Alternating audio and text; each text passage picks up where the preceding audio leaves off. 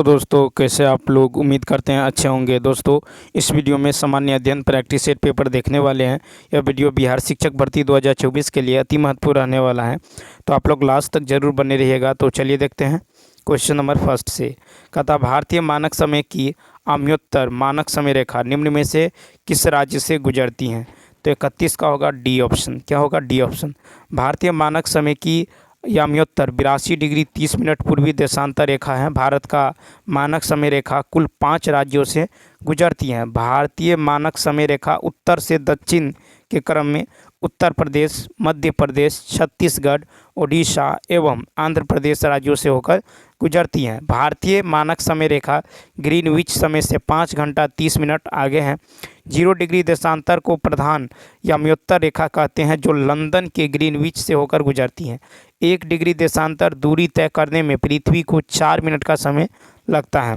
Greenwich से पश्चिम दिशा की तरफ जाने पर प्रत्येक 1 डिग्री देशांतर में 4 मिनट समय जो है घटता जाता है, ठीक है। जबकि ग्रीनविच में पूर्व दिशा की तरफ जाने पर 4 मिनट बढ़ता जाता है, ठीक है।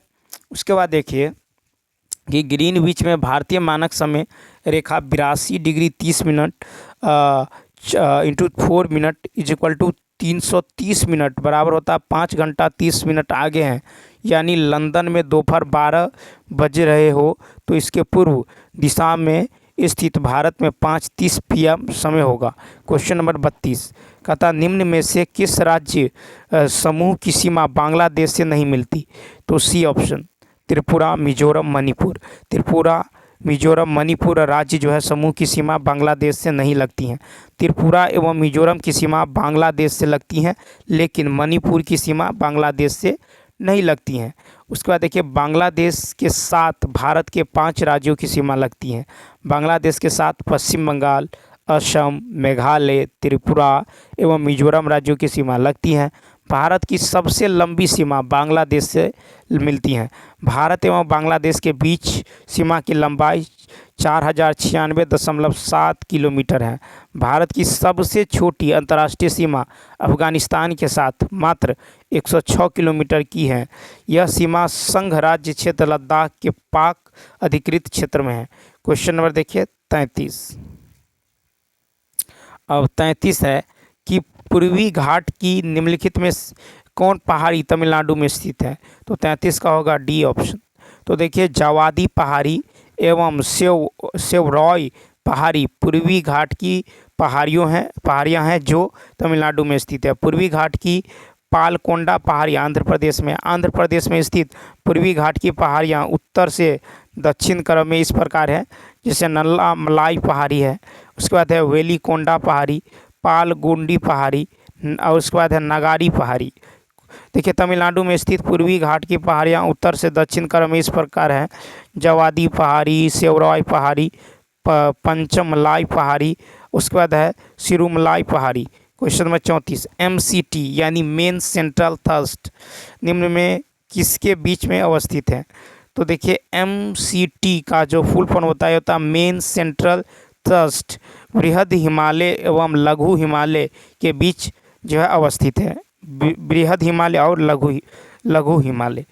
देखिए ट्रांस हिमालय यानी परा हिमालय एवं बृहद हिमालय यानी महान हिमालय का हिमाद्री के बीच जो ITSZ है। लघु हिमालय एवं शिवालिका हिमालय बा हिमालय के बीच MBF है। शिवालिका एवं भारत के उत्तरी मैदान के बीच HFF है। ITSZ का पूरा नाम हिंदूज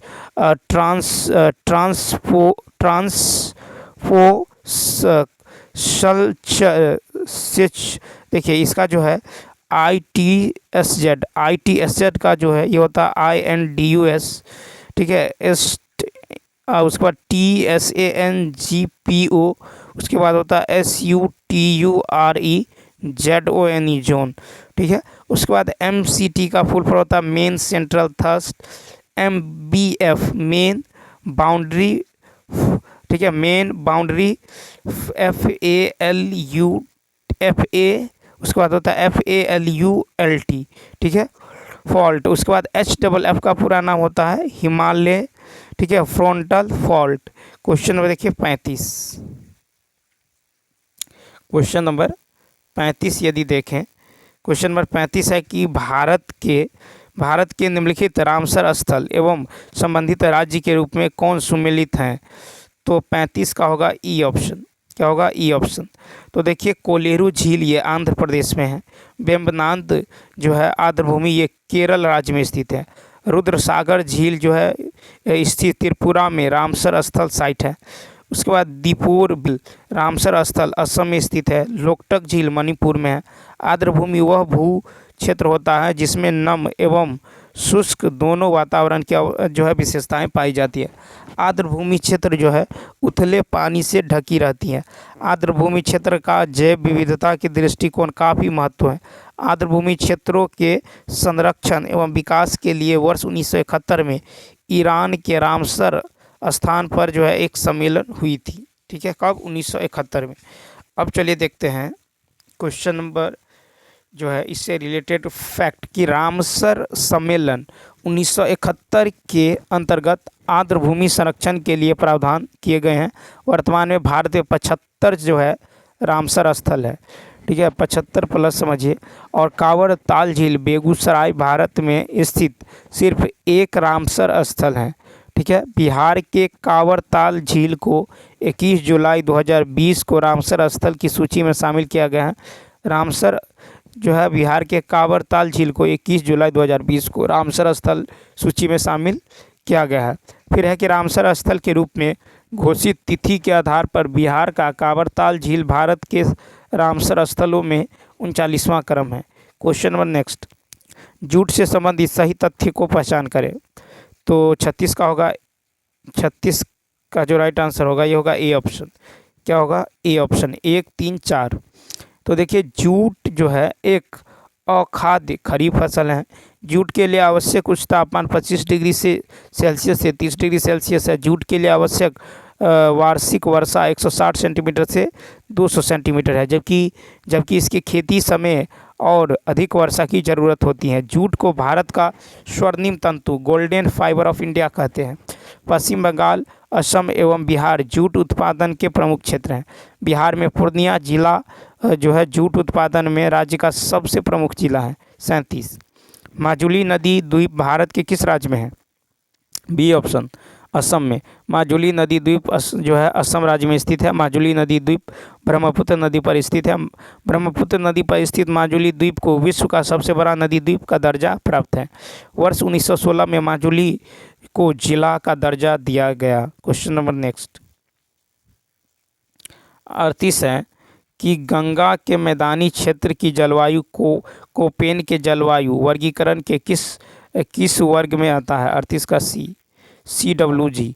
तो गंगा के मैदानी क्षेत्र की जलवायु कोपेन के जलवायु वर्गीकरण के CWG वर्ग के अंतर्गत आता है। भारत में कर्क रेखा के उत्तर का अधिकांश भाग कोपेन के CWG प्रकार की जलवायु के अंतर्गत आता है। भारत में कर्क रेखा के दक्षिण का अधिकांश भाग कोपेन के AW प्रकार की जलवायु के अंतर्गत आता है। CWG प्रकार की जलवायु अर्थात शुष्क शीत ऋतु वाला मानसून प्रकार की जलवायु है।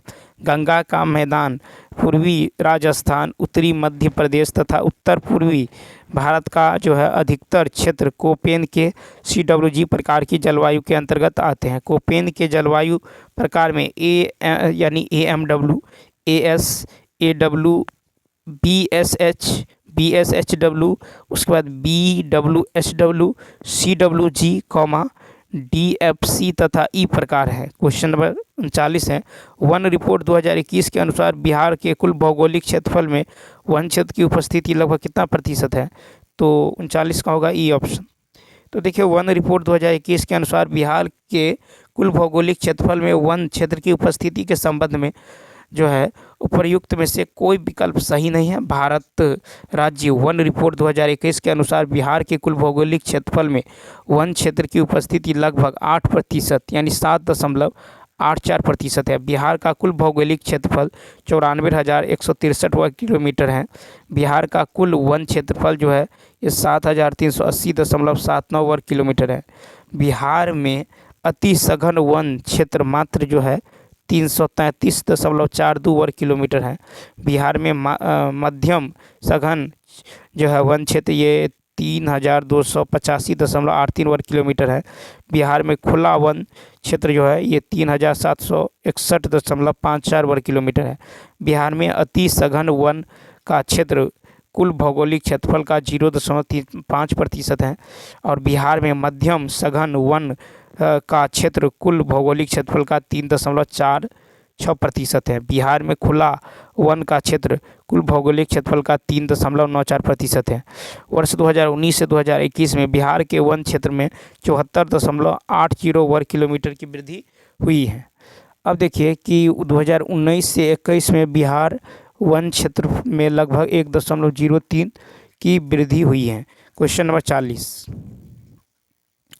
देखिए क्वेश्चन नंबर 40 है कि सिख धर्म के प्रवर्तक गुरु नानक देव जी के जन्म से संबंधित कौन तथ्य सही है। 40 का होगा डी ऑप्शन। तो यहाँ पे देखिए कि सिख धर्म के प्रवर्तक गुरु नानक देव जी का जन्म 1469 ईस्वी में तलवंडी पाकिस्तान में हुआ था। गुरु नानक देव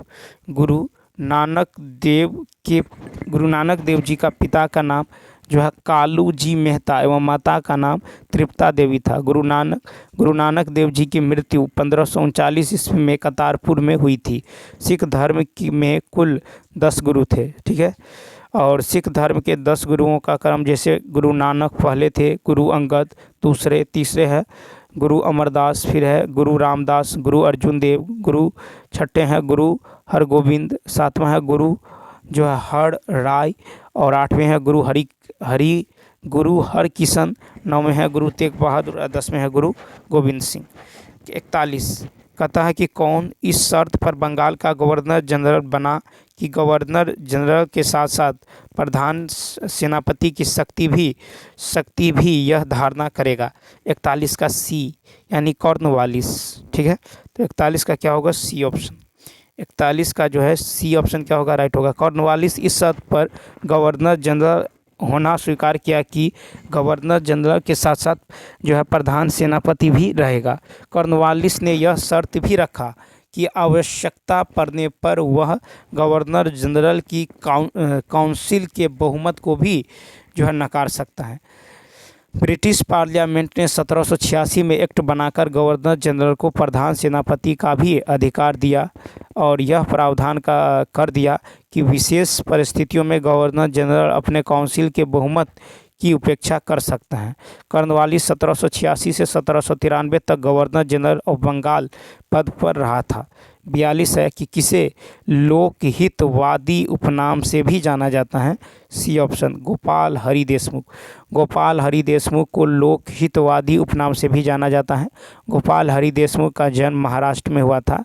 गोपाल हरि देशमुख 19वीं सदी के महान समाज सुधारक थे, ठीक है। इन्होंने जो है विधवा पुनर्विवाह के समर्थन में तथा जाति प्रथा के विरोध में जागरूकता अभियान चलाया था। गोपाल हरि देशमुख प्रभाकर साप्ताहिक पत्रिका में सामाजिक कुप्रथाओं के विरुद्ध लिखते थे। गोपाल हरि देशमुख समाज सुधार के उद्देश्य से कई पुस्तक लिखे थे।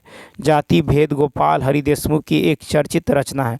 गोपाल हरि देशमुख का जीवन काल 1823 से 1892 ईस्वी तक का रहा था।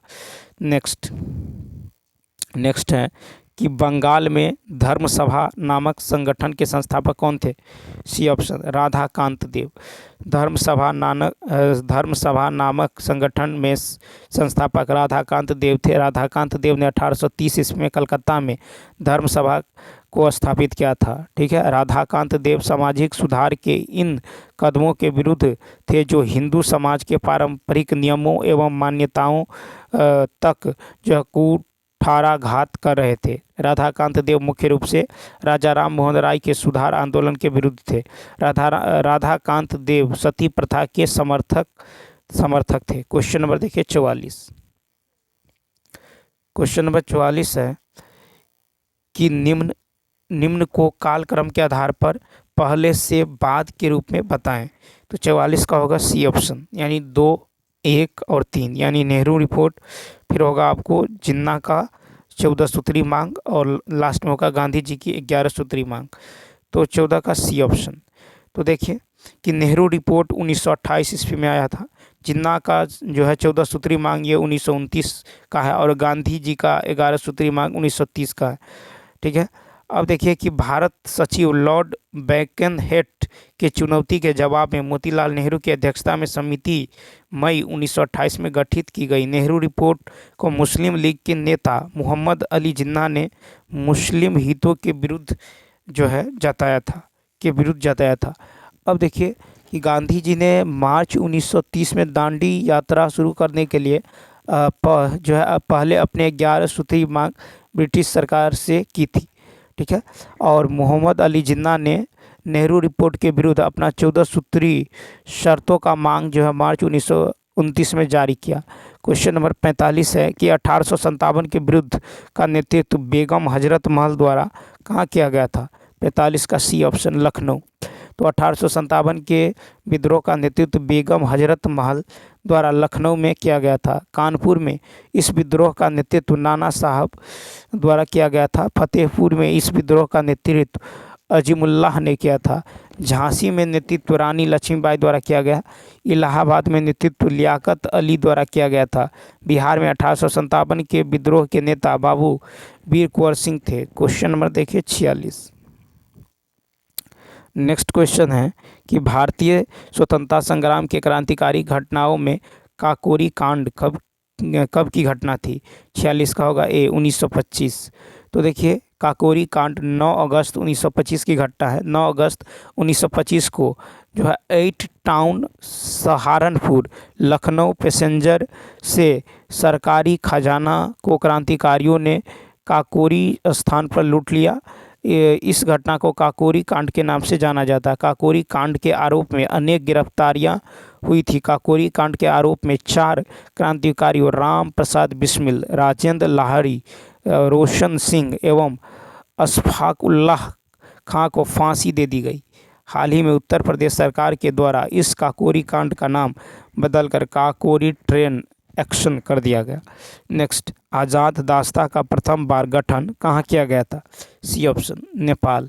आज़ाद दास्ता का प्रथम बार जो है गठन नेपाल में किया गया था। भारत छोड़ो आंदोलन के शुरू होते ही जयप्रकाश नारायण को अंग्रेजों ने गिरफ्तार करके हजारीबाग सेंट्रल जेल में भेज दिया था। 9 नवंबर 1922 को दीपावली की रात में जयप्रकाश नारायण अपने साथियों रामानंद मिश्रा, योगेंद्र शुक्ल, गुलाब चंद्र गुप्ता और शालिग्राम एवं सूरज नारायण सिंह के साथ जेल की दीवारों की रस्सी से फांदकर भागने में सफल रहे।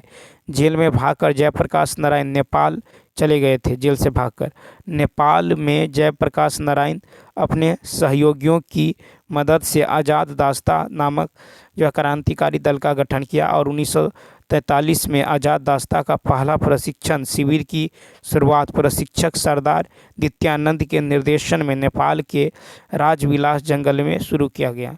नेक्स्ट क्वेश्चन देखिए, नेक्स्ट है कि गांधी जी को पहली बार बिहार लाने वाले राजकुमार शुक्ल की जन्म स्थली गांव वर्तमान में बिहार के किस जिला में है? तो इसका राइट आंसर होगा ए, पश्चिम चंपारण। राजकुमार शुक्ल की जन्म स्थल मुरली भराहवा गांव पश्चिम बंगाल में जिला में स्थित है। ठीक है। अब देखिए कि राजकुमार शुक्ल का जन्म 1875 में पश्चिम चंपारण के मुरली भराहवा गांव में हुआ था। राजकुमार शुक्ल की मृत्यु 20 मई 1929 ईस्वी को हो गई। गांधी जी की पहली बार बिहार राजकुमार शुक्ल के साथ 10 अप्रैल 1917 को पटना पहुंचे थे। पटना में गांधी जी की मुलाकात जो है मजहरुल हक से हुई।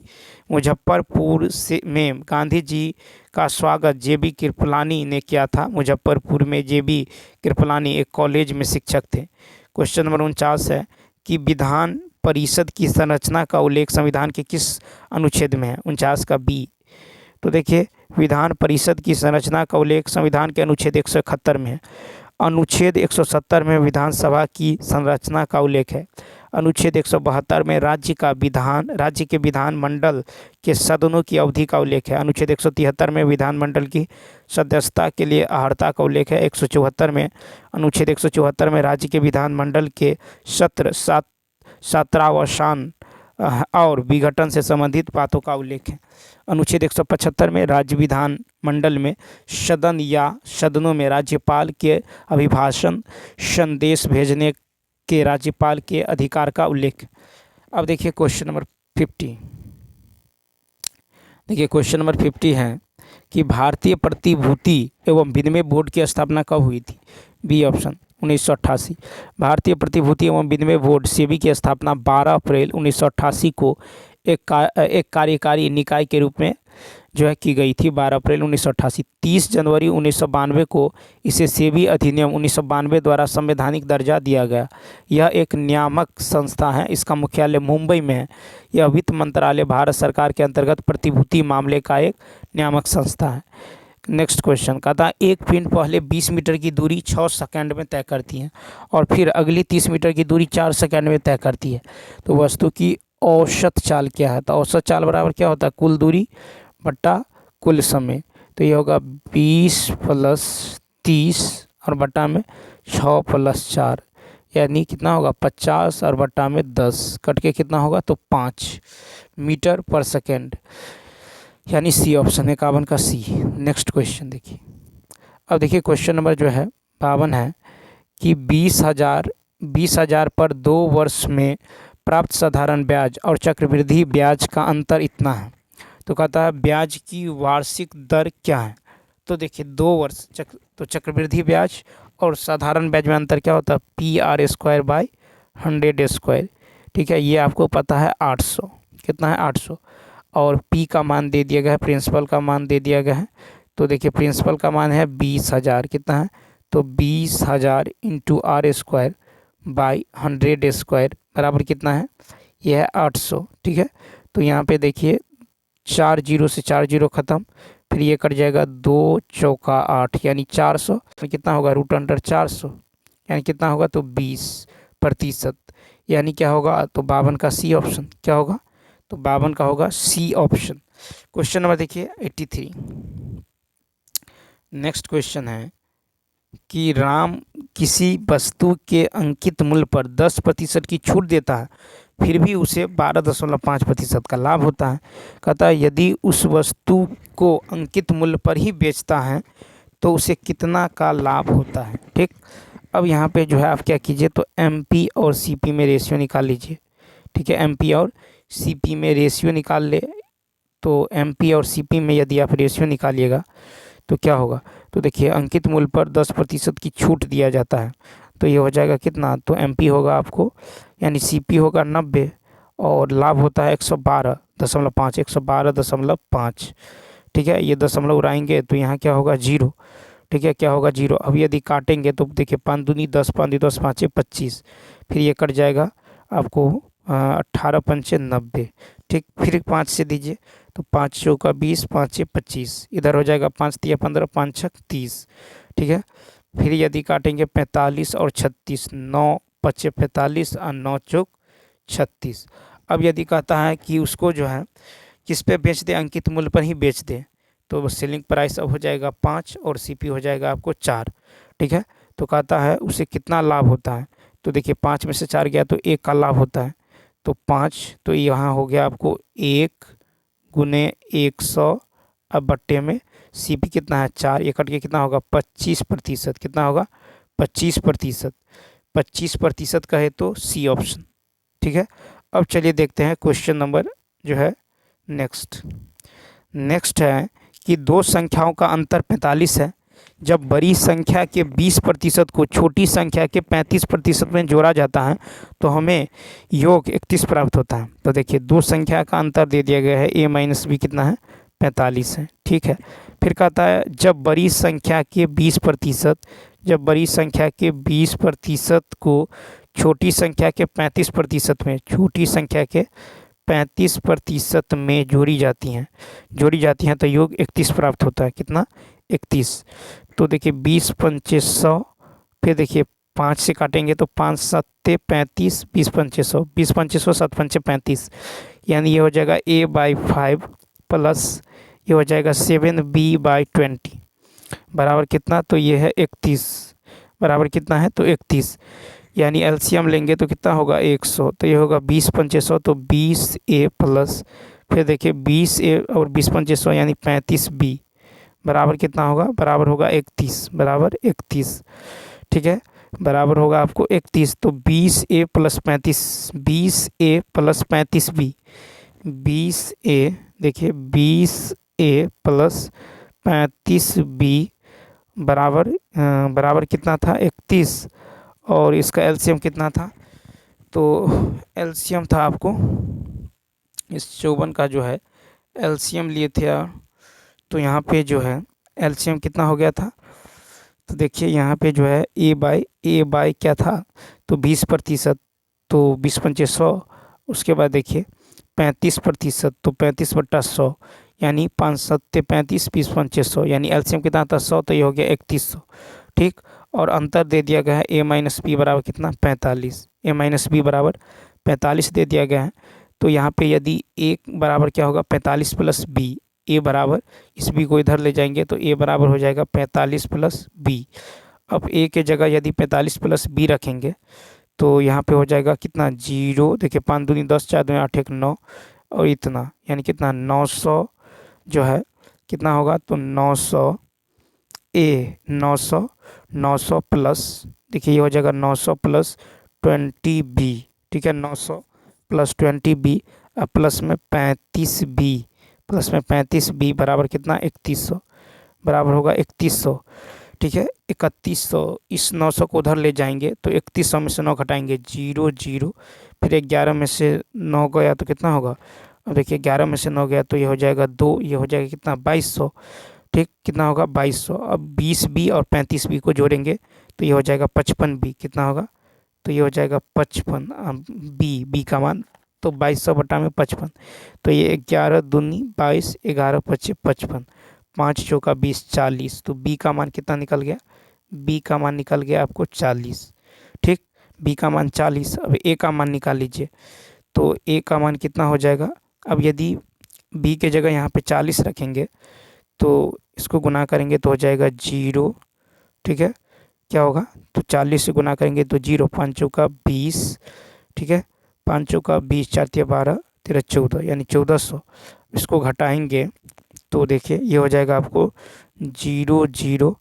ठीक है, 3100 में से 1400, 0 0, 11 में से 7 गया, 11 में से 4 गया 7, 2 में से गया 1, और यहाँ पे देखिए कितना है 20 है और भागा होगा 20 यानी ये 0 0 कट जाएगा, तो क्या होगा 2 8 16, 2 5 10 यानी ए का मान कितना निकल गया 85, ए का मान 85 निकल गया और बी का मान 40 निकल गया। तो कहता है मूल संख्याओं का योग, तो 85 प्लस 40 करेंगे तो कितना होगा 8 4 12, 125 यानी क्या होगा 125 यानी ए ऑप्शन, ए ऑप्शन। तो 54 का क्या हो जाएगा, 54 का होगा ए ऑप्शन। अब चलिए देखते हैं नेक्स्ट क्वेश्चन, नेक्स्ट क्वेश्चन यानी जो है 55। और देखिए क्वेश्चन जो है 55 यदि देखें तो 55 में है कि निम्नलिखित दी गई आकृतियों में कितने त्रिभुज हैं। ठीक है, ट्राइंगल को काउंट करना है, त्रिभुज। तो यहाँ देखिए यहाँ निकल जाएगा 1 + 2 यानी कितना 3। ठीक है, यहाँ त्रिभुज 3, यहाँ भी कितना होगा 3 होगा। फिर यहाँ भी यदि देखें तो कितना होगा 3 होगा। ठीक है, फिर इसमें यदि देखें तो यहाँ भी कितना होगा 3 होगा। फिर यहाँ भी कितना होगा तो 3 होगा। तो कितना हुआ 1 2 3 4 5 यानी 5 तिया कितना होगा तो 15। 15 के बाद देखिए एक ये छोटा सा जो है 15 1 16, 16 के बाद एक ये कितना होगा तो 17। ठीक है, 17, 17 के बाद देखिए ये एक ये होगा 17, एक ये 18, 18 और एक ये 19 कितना होगा तो ये हो गया एक 19। ठीक है, 19 के बाद एक ये बड़ा वाला तो कितना होगा 20, 20 के बाद देखिए एक ये 20 आ 1 21, 21 आ 1 कितना होगा तो 22 होगा। तो टोटल इसमें कितना होगा 22 होगा, यानी इसका जो राइट आंसर होगा ई ऑप्शन। अब चलिए देखते हैं नेक्स्ट क्वेश्चन। अब देखिए 56 है कि निम्न अनुक्रम में बाएं से 18वें अक्षर के दाएं, तो देखिए कहता है बाएं यानी लेफ्ट से 18, ठीक, और राइट से कितना कर रहा है 6। ठीक है, बाएं से 18 और दाएं से छठा, बाएं से 18 दाएं से छठा। तो यहाँ पे यदि देखें तो देखिए विपरीत है, यानी बाएं दाएं यानी विपरीत डायरेक्शन है तो ये जुट जाएगा। तो कितना हो जाएगा, तो 18 + 6, तो 18 ये हो जाएगा कितना, तो 24, 24। लेकिन कहाँ से देखना है, तो हमको बाएं से देखना है, ठीक है, कहाँ से, तो बाएं से, पहले दिया है बाएं से, तो बाएं से देखना है। तो देखिए यहाँ पे दे दिया गया है कि बाएं से 18वां, शुरू में लेफ्ट से दिया है, तो लेफ्ट से जो है 24 देखना है, यानी बाएं से 24। तो बाएं से यदि 24 जाएंगे तो ये हो जाता है, देखिए 24, 25, 26 क्या होता है, तो x हो जाता है, क्या हो जाता है, x। तो बाएं से जो है 24 नंबर पर कौन होता है, x। तो इसका बी ऑप्शन क्या होगा, राइट होगा, ठीक है, बी ऑप्शन। अब चलिए देखते हैं क्वेश्चन नंबर 57। कहता है कि दो संख्याओं का मौसौ 22 है, लौसौ 308 है। यदि दो संख्याओं में से एक संख्या इतना है तो अन्य संख्या ज्ञात करिए। तो लौसौ गुने मौसौ बराबर होता है पहली संख्या गुने दूसरी संख्या। पहली संख्या है 44, भाग देंगे तो दूसरी संख्या निकल जाएगा, 22 दूनी 44, 2 से 15, 4, यानी कितना होगा, तो 154, यानी सी ऑप्शन, ठीक है। अब चलिए देखते हैं क्वेश्चन नंबर नेक्स्ट। अब नेक्स्ट है कि निम्नलिखित समीकरण की इकाई संख्या यानी यूनिट डिजिट क्या होगा, 3 के पावर 68, ठीक है, क्या है, 3 के पावर है 68। तो 58 का यदि देखें, 3 के पावर कितना है, तो 68 है। तो यहाँ पे हम क्या करेंगे, पहले 3 के पावर 4 कर लेंगे, ठीक है, 3 के पावर 4 करेंगे, फिर देखिए 68 में यदि भाग देंगे तो ये हो जाएगा 4 × 4, 17 चौका कितना होगा, 68, 17 चौका 68, ठीक है। तो यहाँ पे यदि देखें तो शेष जो है यहाँ पे क्या बचेगा, 0, ठीक है, शेष क्या बचेगा, तो यहाँ पे 0 बचेगा, ठीक है, शेष जो है आपको यहाँ पे 0 जो है बचने वाला है। फिर देखिए इंटू 4 के पावर क्या है, तो 73, तो 4 के पावर कितना करेंगे, तो यहाँ पे यदि 4, 4 1 देखिए 4 दूनी 8, 4 तिया 12, 4 चौका 16, ठीक है। तो यहाँ पे यदि 73 में 4 से भाग देंगे, ठीक है, तो 73 में यदि 4 से भाग देंगे तो ये हो जाएगा आपको कितना, तो ये हो जाएगा आपको 4 × 4, ठीक है, 4 × 4, 4 × 4, तो 4 8 32, 4 8 18 चौक 72, 1 73, ठीक है, एक कितना होगा, एक शेष बच रहा है यहाँ पे देखें, तो इंटू 4, ठीक है, इंटू 4 के पावर 1 कर लेते हैं, ठीक है। फिर देखिए यहाँ पे जो है कि यहाँ पे जो है इंटू, फिर क्या करेंगे, तो यहाँ पे कितना है 15, तो यहाँ पे 5 ले लेंगे यूनिट डिजिट, 5 के पावर कुछ भी होगा, 5 के पावर आप कुछ भी रखेंगे तो यूनिट डिजिट 5 ही होगा, तो यहाँ पे 5 ही ले लेते हैं, ठीक। अब देखिए यहाँ पे जो है आपको शेष क्या बता, 3 के पावर, ये तो पूरा पूरा कट गया, यानी 17 चौका 68, ठीक है। तो यहाँ पे शेष क्या बचा है, तो यहाँ पे शेष बचा है 0, ठीक है, कितना बचा है, तो 0 बचा है। इसका मतलब होगा कि यहाँ पे 3 के पावर कितना, यानी 1 होगा, ठीक है, यहाँ पे इसका मान कितना होगा, तो 1 होगा, ठीक है, इंटू फिर देखिए 4 के पावर कितना है, 1 है, तो यहाँ पे 4 ले लेते हैं, ठीक है, इंटू क्या होगा 5, तो 4 पंचे कितना होगा 20, तो यहाँ पे यूनिट डिजिट क्या होगा, 0 होगा, क्या होगा 0। तो यानी 58 का सी ऑप्शन, 58 का क्या होगा, सी ऑप्शन। अब चलिए देखते हैं नेक्स्ट क्वेश्चन। नेक्स्ट है कि ऑक्टेव्स वर्गीकरण से न्यूलैंड्स लॉ में निम्नलिखित में से कौन सा अंतिम तत्व है, तो 59 का होगा बी ऑप्शन, थोरियम। तो ऑक्टेव्स वर्गीकरण के न्यूलैंड्स लॉ में थोरियम अंतिम तत्व है। न्यूलैंड्स ने अपने ऑक्टेव नियम के आधार पर उस समय तक के ज्ञात 56 तत्वों को व्यवस्थित किया है, ठीक है। न्यूलैंड्स के ऑक्टेव नियम में जब तत्वों को उनके परमाणु द्रव्यमान के बढ़ते क्रम में व्यवस्थित किया जाता है तो हर 8वें तत्व में पहले तत्व के जो है समान गुण होते हैं, ठीक। न्यूलैंड का ऑक्टेव नियम केवल कैल्शियम तक के लिए प्रासंगिक था, भारी तत्वों के लिए यह नियम जो है प्रासंगिक नहीं था। क्वेश्चन नंबर देखिए 60, कहता है कारों, ट्रकों और बुलडोजरों के टायरों में ट्रेड क्यों बनाए जाते हैं, तो इसका जो होगा सी ऑप्शन, घर्षण को बढ़ाने और सड़क पर बेहतर पकड़ प्रदान करने के लिए, ठीक है। तो कारों, ट्रकों और बुलडोजरों के टायरों में ट्रेड घर्षण को बढ़ाने और सड़क पर बेहतर पकड़ जो है करने के लिए जो है बनाए जाते हैं, ठीक है, बनाए जाते हैं। क्वेश्चन नंबर देखिए नेक्स्ट, क्वेश्चन नंबर 61। अब देखिए क्वेश्चन नंबर 61 है, निम्नलिखित में से कौन सा तथ्य सुनामी से संबंधित है? 61 का डी। तो देखिए कि सुनामी एक प्राकृतिक घटना है। सुनामी एक जापानी शब्द है जो दो शब्दों सु और नामी से बना हुआ है। जापानी भाषा में सु का अर्थ बंदरगाह एवं नामी का अर्थ लहर होता है। ठीक है, पृथ्वी के अंदर होने वाली हलचल अर्थात भूकंप, प्लेट विस्थापन इत्यादि के कारण महासागर सागर में जब शक्तिशाली लहरें उत्पन्न होती हैं तो उसे सुनामी कहा जाता है। नेक्स्ट है, चुंबकीय फ्लक्स की इकाई क्या है? C option weber. चुंबकीय फ्लक्स की इकाई वेबर है। विद्युत की ऐसा इकाई फैराड है। ज्योति फ्लक्स का ऐसा इकाई ल्यूमेन है। विद्युत द्विध्रुव आघूर्ण का जो ऐसा मात्रक है कूलम मीटर है, कूलम मीटर। और प्लांक नियतांक का जो ऐसा मात्रक है जूल सेकेंड है। चुंबकीय इंडक्शन का जो है ऐसा मात्रक टेस्ला है। चुंबकीय तीव्रता का जो है ऐसा मात्रक एम्पियर पर मीटर है। क्वेश्चन नंबर देखिए 63। क्वेश्चन नंबर 63 देखिए, कहता है कि इनमें से किसका उपयोग कैंसर के उपचार में किया जाता है? E option. तो देखिए यहाँ पे कोबाल्ट के समस्थानिक का उपयोग कैंसर के उपचार में किया जाता है। ठीक है, क्रोमियम 51 का उपयोग रक्त की जांच के लिए। सोडियम 24 का उपयोग जो है रक्त परिसंचरण की जांच के लिए। आयोडीन 131 का उपयोग जो है गल संधि की जांच के लिए, गल ग्रंथि की जांच के लिए। कोबाल्ट 60 का उपयोग कैंसर की जांच के लिए। फास्फोरस 31 का उपयोग चर्म रोगों के लिए। 64, एनोडीकरण की प्रक्रिया में किस अम्ल का उपयोग किया जाता है? बी ऑप्शन, तनु सल्फ्यूरिक अम्ल। एनोडीकरण की प्रक्रिया में तनु सल्फ्यूरिक अम्ल का जो है उपयोग किया जाता है। एनोडीकरण के लिए एल्युमिनियम को एनोड बनाकर तनु सल्फ्यूरिक अम्ल के साथ विद्युत अपघटन किया जाता है।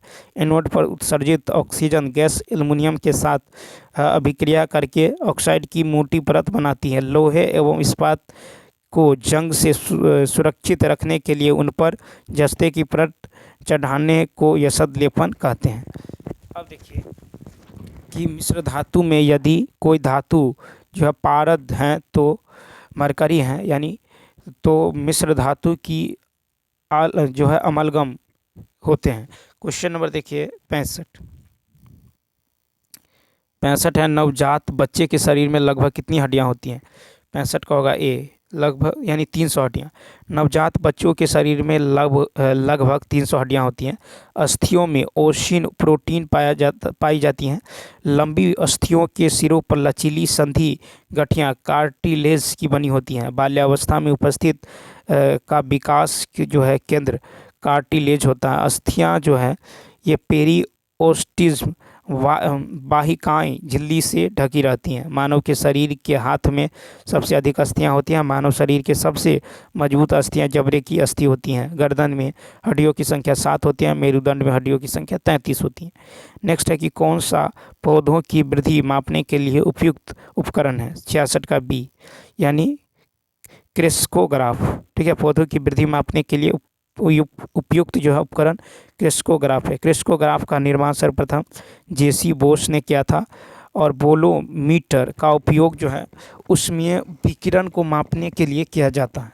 ठीक है, क्रोनोमीटर का उपयोग पानी के जहाज़ों में सही समय का पता लगाने के लिए किया जाता है। और इकोकार्डियोग्राफ से दिल की प्रत्येक गतिविधि के बारे में पता चलता है। नेक्स्ट क्वेश्चन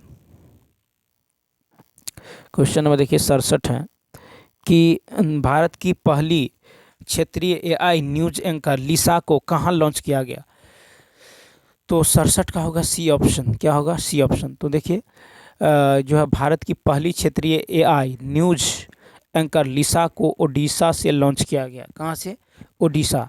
तो कहता है चीन के जो है प्रेस एजेंसी जिनहुआ द्वारा दुनिया का पहला एआई न्यूज एंकर लॉन्च किया गया था। 2023 में भारत का पहला जो एआई चैटबॉट लेक्सी लॉन्च किया गया था।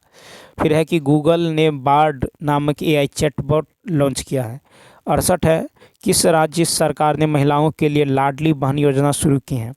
68 का होगा ए ऑप्शन, मध्य प्रदेश। मध्य प्रदेश सरकार ने महिलाओं के लिए लाडली बहन योजना शुरू किया है। इस योजना के अंतर्गत 21 साल से 60 साल की उम्र में महिलाओं कि कुछ निश्चित शर्तों के साथ हर महीने 1,000 रुपये दिए जाएंगे। कितना? 1,000।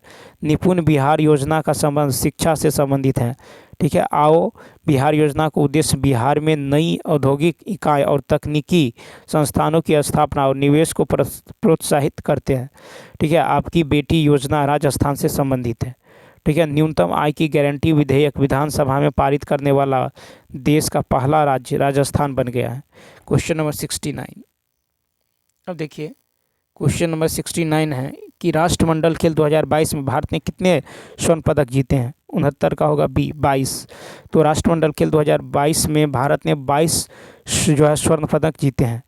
और कॉमनवेल्थ जो है गेम्स 2022 में भारतीय एथलीटों ने कुल 61 पदक जीते हैं, जिसमें 22 स्वर्ण, 16 रजत और 23 कांस्य पदक हैं। ऑस्ट्रेलिया 67 स्वर्ण, 57 रजत, 54 कांस्य के साथ 178 जो है पदक जीतकर कॉमनवेल्थ गेम्स 2022 में पहला स्थान प्राप्त किया है। भारतीय एथलीट ने 1934 में कॉमनवेल्थ गेम्स में डेब्यू किया, तब जो है इसे ब्रिटिश अंपायर जो है गेम्स कहा जाता है, जिसे कुश्ती इवेंट में कांस्य पदक जीतने के बाद पहलवान जो है राशिद अनवर राष्ट्रमंडल खेलों में पदक जीतने वाले पहले भारतीय बने हैं। कुछ अब देखिए कि महान धावक मिल्खा सिंह राष्ट्रमंडल खेलों में स्वर्ण पदक जीतने वाले पहले भारतीय बने। निशानेबाज जो है जसपाल राणा राष्ट्रमंडल खेलों में सबसे सफल भारतीय एथलीट हैं, जिन्होंने 15 पदक जीते, जिसमें 9 स्वर्ण, 4 रजत और 2 कांस्य पदक शामिल हैं। नेक्स्ट, कथा वर्ष 2023 में साहित्य के लिए नोबेल पुरस्कार किसे दिया गया? 70 का होगा ए जॉन फोसे। तो वर्ष 2023 में साहित्य के लिए नोबेल पुरस्कार जो है ये नॉर्वेजियन लेखक जॉन फोसे को उनके अभिनव नाटकों और गद्य के लिए दिया गया है। साहित्य के नोबेल पुरस्कार जो है स्वीडिश अकादमी स्टॉकहोम द्वारा प्रदान किया गया है। वर्ष 2022 के लिए साहित्य में नोबेल पुरस्कार एनी अर्नोक्स फ्रांस को दिया गया। वर्ष 2023 में शांति के लिए नोबेल जो है ईरान में महिलाओं के उत्पीड़न के खिलाफ लड़ाई लड़ने वाली ईरानी कार्यकर्ता नरगिस मोहम्मदी को दिया गया है 2023 में शांति का नोबेल पुरस्कार। ठीक है, तो चलिए दोस्तों इस वीडियो में इतना ही। यदि यह वीडियो अच्छा लगा हो तो लाइक, शेयर और सब्सक्राइब करना न भूलें। साथ ही साथ कमेंट करके बताएं कि यह वीडियो आपको कैसा लगा है। तो चलिए मिलते हैं नेक्स्ट वीडियो में। इस वीडियो में इतना ही। Thanks for watching.